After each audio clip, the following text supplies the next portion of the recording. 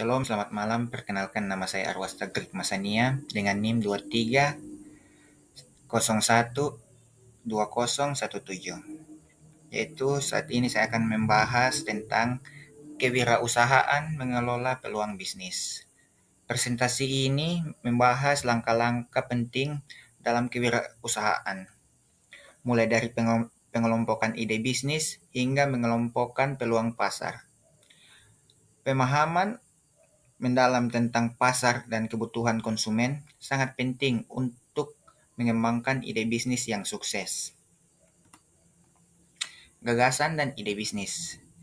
Definisi gagasan dan ide bisnis adalah pemikiran atau konsep awal untuk memulai suatu usaha, berupa produk, layanan, atau solusi yang memenuhi kebutuhan pasar. Ide ini berasal dari pengalaman, tren pasar, inovasi teknologi, atau perubahan sosial. Kemudian pandangan ahli. Peter Drucker, inovasi adalah tugas utama pengusaha. Kemudian menurut Michael E. Porter, peluang bisnis berasal dari pemahaman daya saing. Kemudian menurut David H. Becks, yaitu ide bisnis sukses berakar pada riset pasar yang kuat. Mengelompokkan ide bisnis. Yang pertama, kategorisasi. Mengelompokkan ide bisnis berdasarkan sektor, yaitu teknologi dan makanan, potensi pasar lokal dan global, dan tingkat modal kecil ataupun besar. Kemudian sumber daya. Bisnis berbasis teknologi memerlukan infrastruktur canggih, keterampilan mengandalkan keahlian pengusaha, dan modal membutuhkan investasi besar. Kemudian potensi pasar. Menargetkan pasar lokal berfokus pada kebutuhan komunitas, sementara pasar global menawarkan produk yang diterima lintas budaya. Kemudian karakteristik ide bisnis, yaitu inovatif dan unik, kemudian memenuhi kebutuhan praktis, kemudian menguntungkan. Gagasan bisnis harus inovatif, memenuhi kebutuhan pasar, dapat dijalankan secara praktis, menguntungkan, dan memiliki potensi untuk berkembang.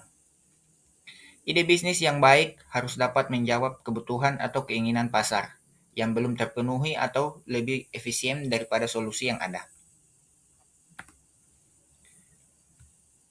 Mengidentifikasi peluang bisnis. Yang pertama, tren pasar. Amati tren yang berkembang seperti teknologi baru atau gaya hidup sehat. Yang kedua, kebutuhan konsumen. Identifikasi kebutuhan yang belum terpecahkan di pasar. Yang ketiga, kompetitor. Analisis kompetitor dan cari celah yang bisa dimanfaatkan. Kemudian, riset pasar sebagai peluang. Yang pertama, survei konsumen. Dapatkan data langsung dari konsumen terkait kebutuhan mereka. Kemudian, analisis data. Analisis data pasar yang ada seperti tren penjualan. Kemudian, uji pasar. Lakukan uji coba produk pada sebagian kecil konsumen. Riset pasar adalah proses pengumpulan analisa dan interpretasi informasi tentang pasar, konsumen, pesaing, serta lingkungan bisnis. Tanpa riset pasar yang baik, seorang pengusaha berisiko membuat keputusan yang salah. Pengelolaan peluang pasar. Yang pertama, analisis pasar, yaitu memahami kebutuhan, preferensi, dan tren pasar. Kedua, segmentasi pasar. Membagi pasar ke dalam kelompok konsumen yang lebih spesifik. Yang ketiga, strategi pemasaran. Merancang strategi pemasaran yang tepat. Pengelolaan peluang pasar adalah serangkaian kegiatan untuk menemukan, menganalisis, dan memanfaatkan peluang pasar. Proses ini mencakup pemahaman terhadap kebutuhan konsumen, tren pasar, serta perencanaan dan penerapan strategi yang efektif. Kesimpulan, mengelompokkan ide bisnis, mengidentifikasi peluang, melakukan riset pasar, dan mengelola peluang pasar memberikan gambaran kompetitif tentang langkah-langkah yang harus diambil dalam mengembangkan dan mengelola bisnis secara efektif.